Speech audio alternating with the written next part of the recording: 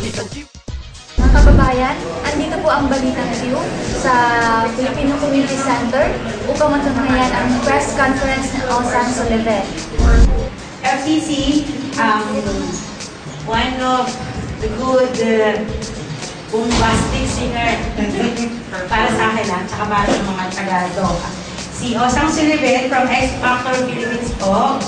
Kasama po si Miss Celia Jacob from Doha Event Factory and si Sir Ronald Abad from the World Championship of Performing Arts or WCOPA Qatar. Good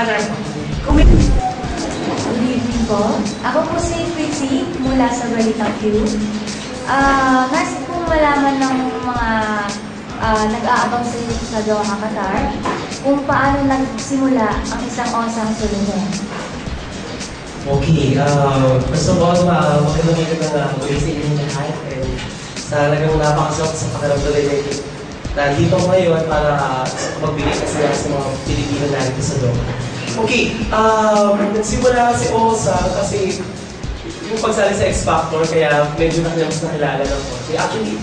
Actually, nagpa-perform na tagal ako nagpa-perform. So, ang mas napansin na talaga sa X Factor is so yun, kaya nakakatuwa dahil nagulat ako yung pagkanta ko na gano'n. Ang daming mga Pilipino na nakapanood, tapos hindi na mga Pilipino, mga ibang lahi din.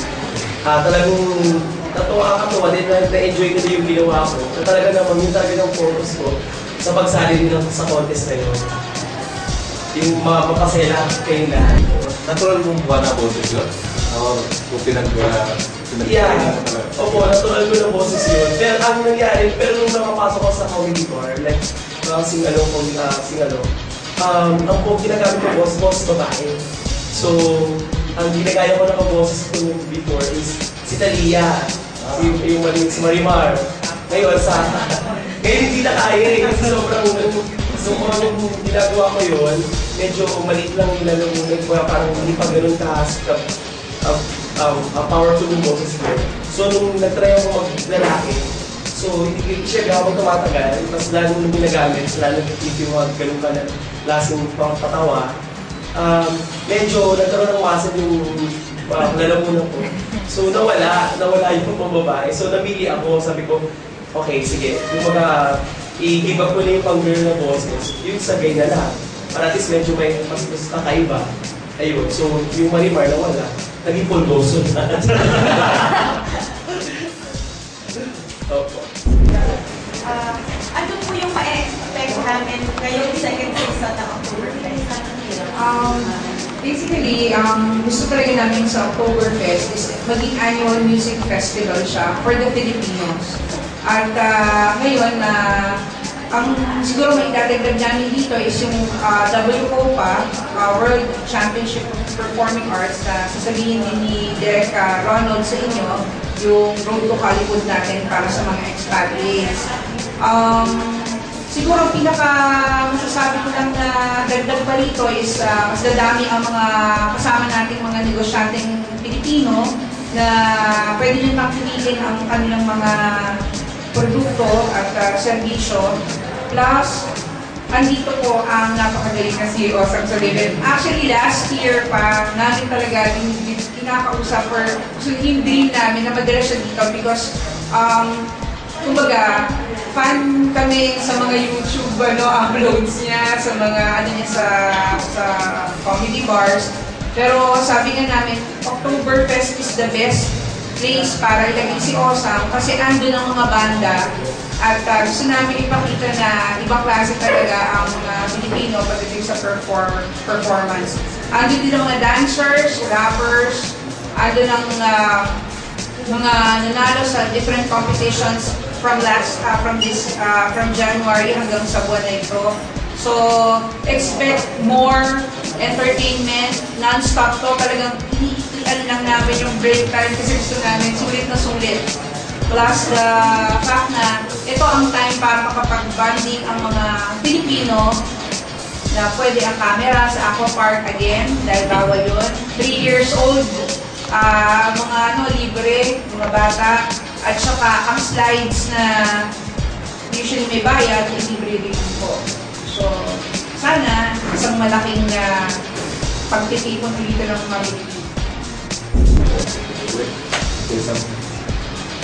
Direk, ano po yung masasabi ninyo sa darating na Oktoberfest? Paano niyo po mas ma-encourage yung mga Pinoy dito sa Doha para manood bukas? Sa akin kasi perfect ang Oktoberfest na maging launching ng W Moments because unang-una, Pilipino talagang pinakatalit sa Doha. I personally believe in that. Pangalawa, it's a family event. You know, it's a family event. Kung sabi si Oktoberfest sa Pilipinas, it's alak eh. This country hindi ko pwede yan. Of course, this time, we're going to involve all the family members. At saka, another big thing that will happen on Oktoberfest, kung sa performance ni Awesome, syempre, is because nandito ang fan ng iba't ibang banda ng Pilipinas. You know, and of course, nandito rin si Hainan, who will be performing at the Pride sa atin sa WOPA. You know, alam naman natin yung tuition ng gold at yung bronze medal. And another thing is, libre registration dito ng WOPA.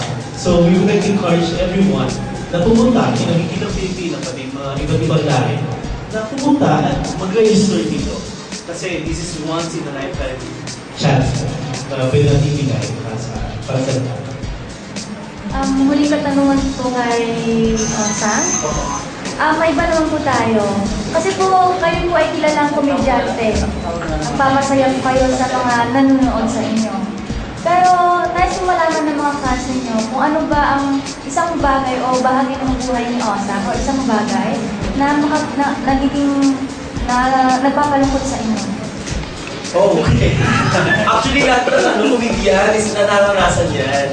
Kasi yan ang pinakamahirap na parte ng trabaho namin. Parang kabit sa amin yan. Kasi kapag malungkot kami, hindi namin pwedeng ipakita sa tao na malungkot kami on stage. The show must go, kumbaga parang itatabi mo muna yun, then after that, saka mo na lang iiyak after ng show. Gano'n, yun ang pinakamahirap. Pero yung parang sa akin, yung medyo nakakalungkot, it's like family. Siyempre, mga Pilipino talaga magmamahal sa kanilang pamilya, sa kanilang kapatid. So, isa yun sa mga parang ayokong maranasan or magkalayo-layo kami or may mawala naman ganito. Yun. So, yung medyo nakakahina na loob. Pero pag halimbawa on stage, mas lalo kami lumalakas sa magpapatawa. Dahil at least, nilalabanan namin yung lungkot. Kaya yun. Wala pa ka natin yun.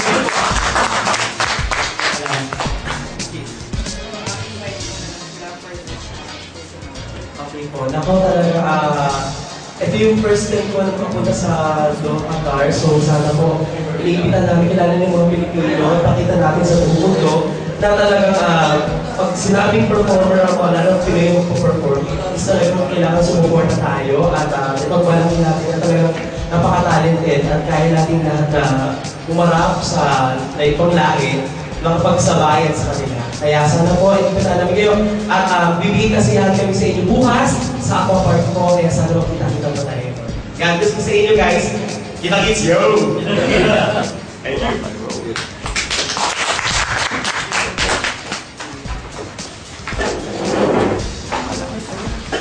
Makisaya at makibanding po tayo bukas sa Oktoberfest 2012 sa Aqua Park.